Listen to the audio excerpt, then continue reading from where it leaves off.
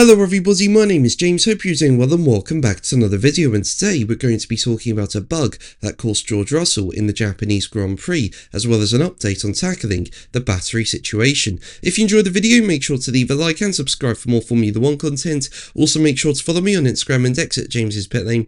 I'll leave links in the description, but let's jump straight into the video. So let's start with Russell, and well, he had a frustrating race in Japan. His teammate Kimi Antonelli won the Grand Prix while Russell finished in 4th. Now, one thing to note is that while Antonelli was clearly faster than Russell, Russell's race was compromised in two ways. First, with the timing of a safety car. I mean, had Russell waited an extra lap to pit, he could have pitted in safety car conditions and as a result not lost that much time and come out ahead of Oscar Piastri in the race lead. However, Russell pitted one lap too early, pitted under race conditions, and that cost him. And then on top of that, Russell's race was also compromised by an electrical issue. I mean, on the run up to Spoon Curve, it looked like Russell lost so much drive. He just slowed down a lot, and Charles Leclerc was able to breeze past him going into the corner before Russell eventually got back up to speed.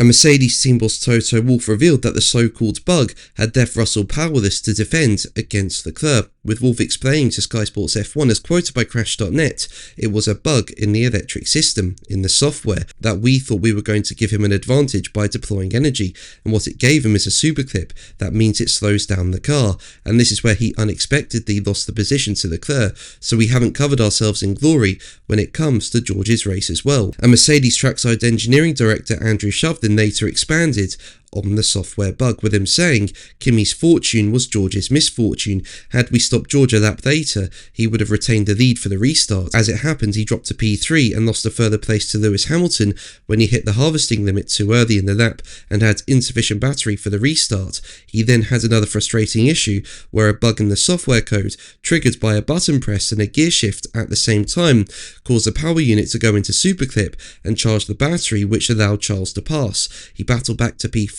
but it was a frustrating afternoon for George. Now, this is just another example of how complex these new rules and power units are. I mean, one little thing and it can really hamper your race, and it's similar in qualifying as well. For example, after qualifying 6th for the Japanese Grand Prix, Hamilton revealed how he suffered a computer algorithm glitch after a snap of oversteer, with the battery energy deployment largely controlled by the electronics, and Hamilton lost a lot of time as a result. So it's for this reason that it's important for drivers to avoid snaps, as these can confuse the systems. And well, for me, the drivers needing to manage energy on qualifying laps instead of driving flat out and trying to get the fastest time possible is not great. It should be about flat out driving in qualifying, pushing to the limit. And interestingly, the race say that a radical overhaul of Formula 1's active aero rules has emerged as one of the ideas under consideration to help make much needed improvements to qualifying.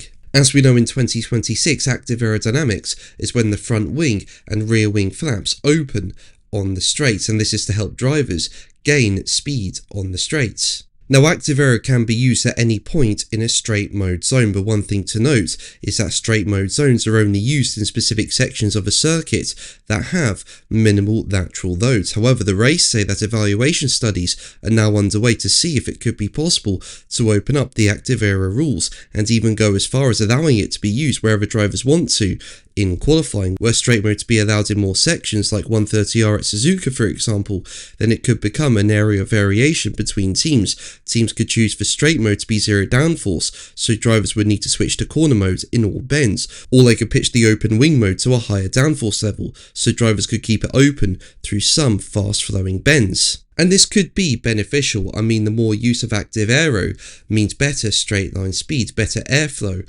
on the car. And that means less battery would need to be deployed and therefore reduce management headaches and make cars quicker under acceleration. So it'll be interesting to see what happens, but that's going to be the video from me today. Thank you ever so much for watching. Make sure to like and subscribe for more videos, and until the next one, take care.